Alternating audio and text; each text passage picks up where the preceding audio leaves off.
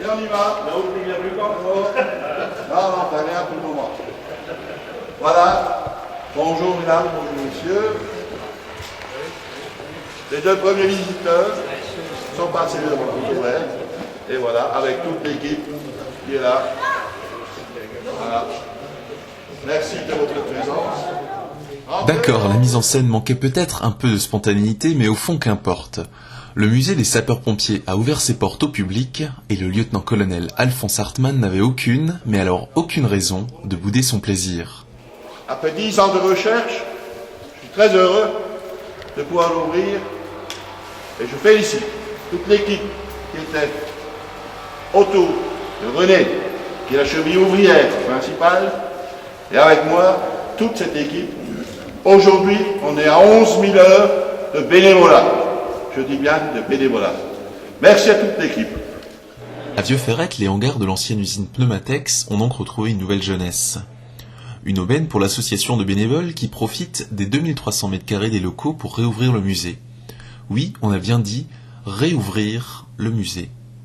Bah oui, si vous voulez, c'est une réouverture puisque le musée il existait à Mulhouse déjà, dans les locaux du musée du chemin de fer. Et comme le musée du chemin de fer s'est agrandi, les pompiers n'avaient plus de place.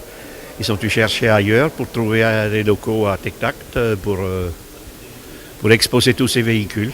Et je trouve ce musée, il est magnifique, c'est une bonne réussite. Magnifique, c'est inévitablement le constat que feront les passionnés du monde des soldats du feu. Dans la collection, on retrouve des dizaines de pompes et autres véhicules classés par ordre chronologique. À la fin avril, lors du premier jour d'ouverture, une famille venue de Belgique a figuré parmi les premiers visiteurs. J'imagine que vous n'avez pas encore eu le temps de tout voir, mais une première impression sur ce musée ?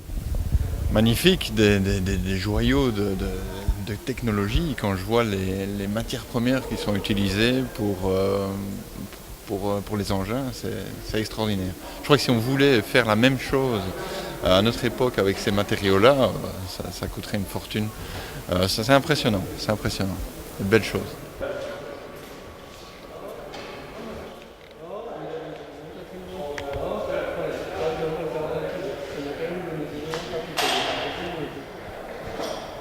Après un rapide coup d'œil sur les carrosseries des véhicules, on comprend que pour s'étoffer, la collection a vite franchi les frontières de l'Alsace. Mais ces véhicules viennent de toute la France. On a même dans le hall d'exposition numéro 2, il y a des véhicules qui sont d'origine suisse. On a également dans les stocks des véhicules d'origine allemande.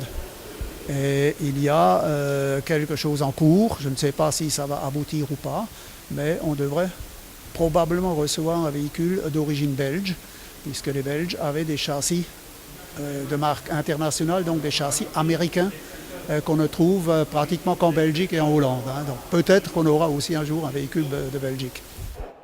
Cette impressionnante collection, entamée il y a plusieurs dizaines d'années, est finalement un vibrant hommage au métier de sapeur-pompier. Oui, je dirais pas seulement au métier, puisque si on dit métier, on pense aux professionnels, mais il y a également les volontaires qui sont indispensables, on ne pourrait pas s'en passer. Et c'est un honneur à tous les sapeurs-pompiers, mais pas seulement d'aujourd'hui, depuis toujours, puisqu'il y en a beaucoup. Avant qu'on avait les moyens actuels, les moyens de protection individuelle également, il y a beaucoup de gens qui sont morts pour aider les autres. Et je crois que c'est surtout en mémoire de ceux-là qu'il faut que l'histoire des sapeurs-pompiers soit connue.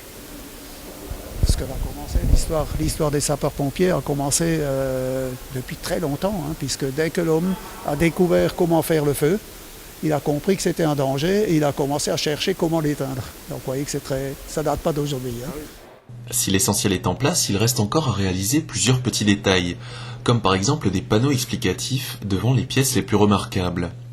Les nombreux bénévoles vont s'affairer pour que tout soit fin prêt pour l'inauguration officielle qui devrait avoir lieu en septembre prochain. En attendant, le public peut déjà s'y rendre. Le musée est fermé le lundi, mais ouvert du mardi au dimanche, de 10h à 18h, ainsi que les jours fériés. Comptez 8 € pour une entrée adulte et demi-tarif pour les enfants de 11 à 16 ans. Des visites guidées sont possibles au numéro de téléphone qui s'affiche sur vos écrans.